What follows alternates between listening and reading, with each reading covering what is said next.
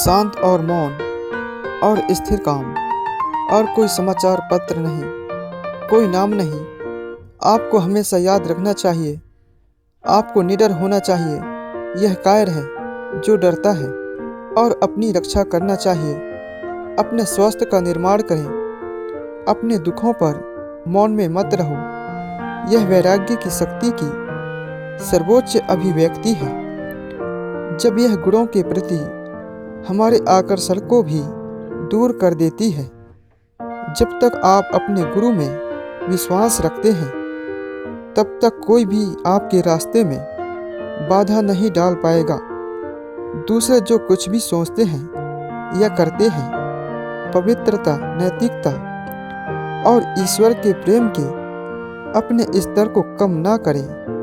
ज्योतिष की सूक्ष्मताओं पर अत्यधिक ध्यान न देना उन अंधविश्वासों में से एक है जिसने हिंदुओं को बहुत चोट पहुंचाई है। ओम सबसे महान है, जिसका अर्थ निरपेक्ष है। अपनी दृष्टि को भीतर की ओर मोड़ो, जिसमें सर्वोच्च आत्मा निवास करती है।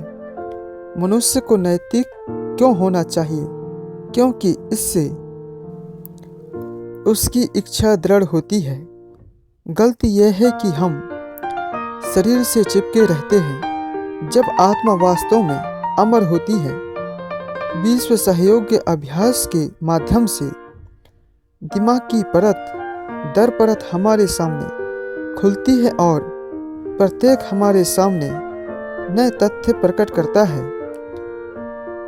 तुरंत तुम सिद्ध हो जाओगे, तुम ईश्वर बन जाओगे। किसी भी दो व्यक्तियों का एक ही मन या एक ही शरीर नहीं है। अनंत पूर्णता प्रत्येक मनुष्य में है, यद्यपि अव्यक्त है। जब अंधेरा सबसे गहरा होता है, तब से हम कभी भी प्रकाश के करीब नहीं होते।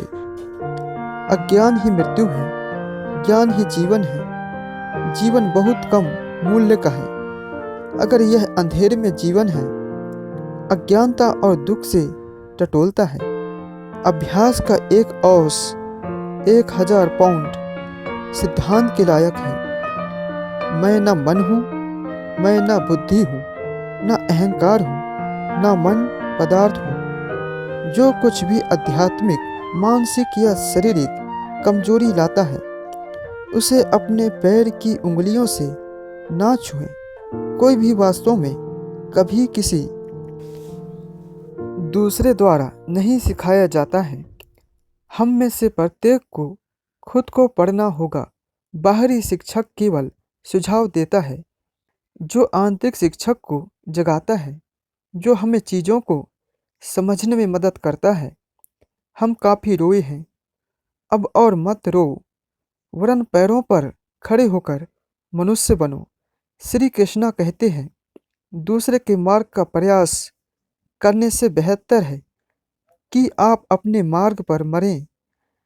शक्ति खामोश लोगों के पास है, जो केवल जीते हैं और प्यार करते हैं, और फिर अपने व्यक्तित्व को वापस ले लेते हैं। वे कभी मैं और मेरा नहीं कहते हैं। वे केवल निमित्त होने में ही धन्य हैं। मैं सच्चाई के लिए खड़ा हूँ। सत्य कभी भी असत्य से नहीं जुड़ता है। भले ही सारी दुनिया मेरे खिलाफ हो, लेकिन अंत में सत्य की जीत होनी चाहिए।